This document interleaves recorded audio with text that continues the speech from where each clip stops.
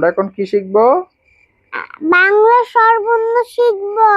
সরয়, সরিয়া সরায়া, সরিয়া রস্বই, রসই দীর্ঘ ই, দীর্ঘই রস্ব উ, রসহু দীর্ঘ উ, দীর্ঘ উ রি, দি এ, এ ওই, ওই ও, ও ও।